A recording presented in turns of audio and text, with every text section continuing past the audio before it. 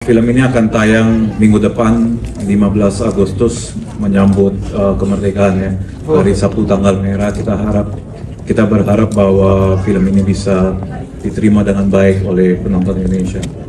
Tahun 2016 gitu. Dan saya dan tim saya research bahwa di semua kampus sudah pernah dengar masalah dosen gaib ini. Semua mahasiswa lah pasti tahu gitu, pasti pernah dengar. Pernah dengar sih Pak, cuma nggak pernah lihat sih Pak. Iya. Jadi itu yang membuat pertama saya tertarik itu dulu dari ceritanya dulu gitu. Baru saya bicara dengan penulis saya Bu Evelyn, gimana kita mau angkat dosen gaib ini, tapi yang berbeda. Kita mau angkat tentang dosen killer juga, karena di setiap kampus kan pasti ada guru yang dosen yang galak ya. Jadi dari segi itu kita develop 3-4 bulan, dan habis itu baru kebetulan Pak Guntur tertarik konsepnya. Mulai dari situ. Selalu di company selalu pasti kita upgrade dari quality ya, dari production value. Film kemarin kita dapat 5,8 juta penonton.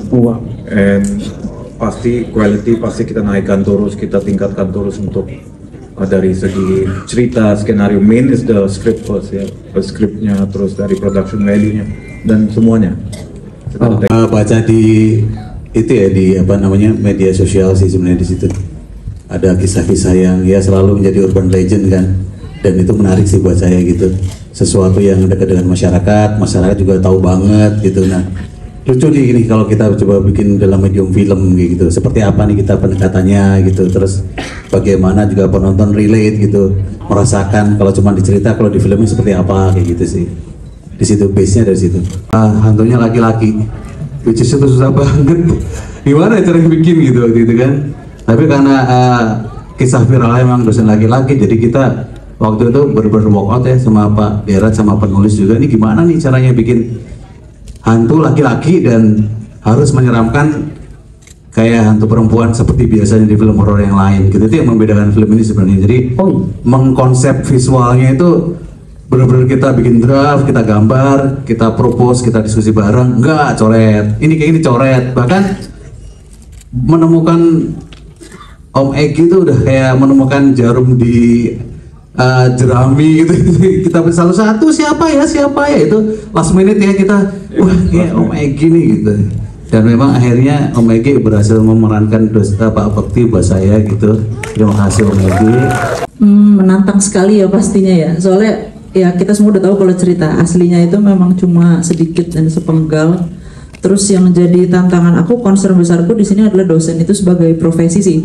Jadi aku pengen coba discuss juga sama Pak Dirat waktu itu sama Pak Guntur. Kita pengen coba create sesuatu yang memang pendekatannya ke kehidupan kampus. Terus cara hantu juga mungkin kita bikinnya lebih universal gitu kali ya, lebih bisa diterima sama anak-anak muda gitu, karena kita set di kampus, pemerannya juga mahasiswa-mahasiswa, mungkin lebih ke situ kali ya. Jadi instead of film horor yang melakukan pendekatan kepada agama dan culture, kita lebih coba pakai ke budaya mahasiswa yang ada sekarang gitu. Gimana Net? Enggak sih, sejujurnya kalau dari aku, Om Egi tuh orangnya asik banget. Justru berbanding terbalik banget sama karakternya Pak Bakti gitu ya. Karena kalau senyum aja Om, jadi tahan-tahan.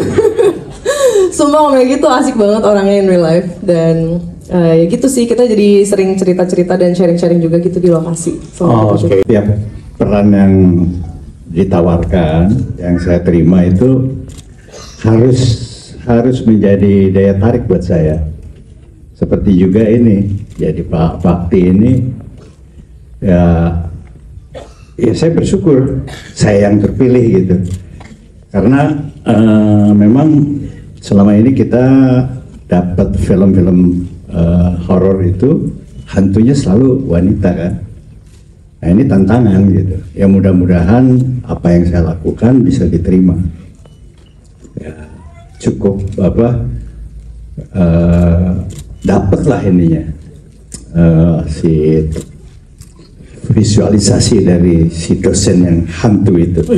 Ya tentunya saya selalu bertanya kepada sutradara dong, seperti apa yang harus saya mainkan gitu. Dari situ muncullah sosok yang ada di film ini sebagai Pak Bakti. Jujur aku nggak kuliah ya, jadi nggak tahu. Tapi dulu seingatku waktu aku SMA, aku pernah ketemu guru yang sangat-sangat killer. Jadi aku ingat banget guru sosiologi.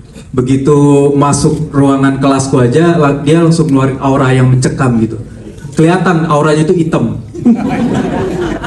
Punya ini lain emang indigo juga? Enggak sih. Cuman kayak memancarkan aura hitam aja. Vibe-nya ya. Vibes-nya ya gitu. Jadi kayak emang kelihatan aja, wah ini guru galak banget. Aku kuliah tapi online, jadi nggak ada tatap muka kan, dan nggak merasakan kayak suasana mencekam yang langsung berhadapan dengan dosen killer gitu. Cuman selama ini aku kuliah, untungnya nggak pernah dapat dosen yang galak sih, kayak semuanya baik dan suportif. Cuman lucunya, aku ada cerita lucu ketika kita lagi syuting dan ada satu adegan di mana aku harus menyebutkan nama Pak Bakti. Aku tiba-tiba menyebutannya Pak Guntur. Kenapa? Maksudnya karena Pak Guntur galak gitu? Kayaknya Pak Guntur killer kali ya. Di otak gue kayak udah terdoktrin gitu. Kayak, iya Pak Guntur. Terus kayak, salah ya gue ngomongin. Tapi Pak Guntur galak nggak akhirnya di lokasi? Enggak, sih. tuh. Dia sendiri yang baik. Enggaknya kayaknya agak terpaksa gitu loh, enggak aja kayaknya. Mendalami karakter, jujur ini menarik banget sih. Ini karakter yang sangat unik dan beda buat aku pribadi. Dan aku banyak banget riset juga untuk karakter satu ini. Dari mulai nggak mandi, dari mulai pokoknya yang jorok-jorok deh udah dilakuin semuanya. Terus kayak mulai dari gaya bahasa, gaya berbicara, even dari gerak tubuh itu udah di riset semuanya. Dan makasih juga buat Om Guntur karena Om Guntur ngasih ruang yang luas banget buat kita explore. Kita bisa nyari karakternya sendiri sampai benar-benar ketemu. Ya kurang lebih itu sih proses yang sangat menyenangkan. Sangat jarang kalau laki ya, rata-rata perempuan. Ya kita bisa sebutkan lah banyak macam gitu. Terus kalau laki-laki biasanya gendruwo aja kan, hitam gede, Disebut mata nanti merah. Bapak Guntur. Malah cuma Oke, ini sebenarnya kita benar-benar originally nyari gitu, nyari gimana ya biar looksnya beda, terus tetap menyeramkan. Karena salah satu tantangan bikin horor adalah bagaimana kita meng-create hantunya kan, biar bisa serem gitu. Jadi apalagi laki-laki gitu, laki-laki rambutnya pendek ya kan, nggak kayak perempuan gitu yang panjang, wajah tirusnya semuanya gitu. Jadi ini pengalaman saya yang paling susah sebenarnya untuk meng-create visual looks-nya si Pak Bakti ini. Tapi akhirnya ya kita coba cari gitu, kita gambar, kita draft, kita gerak. Ya akhirnya terciptalah di sini gitu. Seperti itu prosesnya.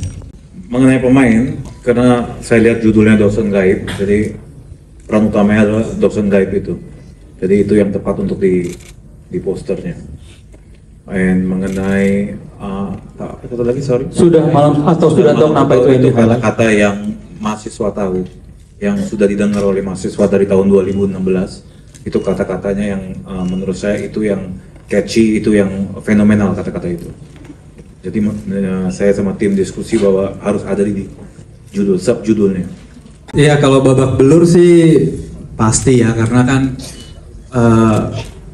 ada adegan yang berhubungan dengan action dan fisik gitu.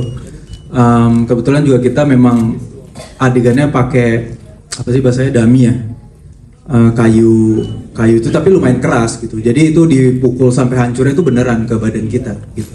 Jadi kalau di take berkali-kali ya lumayan juga. Cuman tapi semuanya udah dipastikan kalau itu aman, dan kita juga sebagai aktor kita menyanggupi hal itu gitu. Jadi overall aman. Cuman kalau bengkak-bengkak dikit mah cowok biasa lah ya. Gue bertahan 4 hari doang sih nggak mandinya kebetulan. Sedangkan ibu-ibu yang lain di luar sana itu ada yang bertahan seminggu, ada yang seminggu lebih. Kayaknya emang gue harus belajar lebih banyak lagi tentang wibu. Jujur ini juga baru pertama kali ya dapat karakter yang sangat tertekan, yang Maya ini kan karakternya punya ansiat sendiri, nggak pernah bisa tenang. Dan kalau misalnya kalian lihat emang dari awal scene sampai Maya nggak ada emang ansiat mulu ya. Nah, cara aku mendalaminya sih ya sama seperti teman-teman yang lain, aku observasi. Kebetulan juga aku ada teman aku yang jurusannya di psikolog. Jadi aku sempat nanya gimana sih orang ansiet, karena ya mungkin aku juga pernah punya ansiet aku sendiri tapi nggak tertekan Maya gitu. Jadi ya seperti itu kira-kira, dan banyak nonton aja sih Kak. Sama banyak diskusi sama Bapak Sutradara, semuanya aku lakuin di situ. Oke, ya boleh kita berikan tepuk tangan sekali lagi untuk para cast dan para creator kita dari film Dosen Gaib.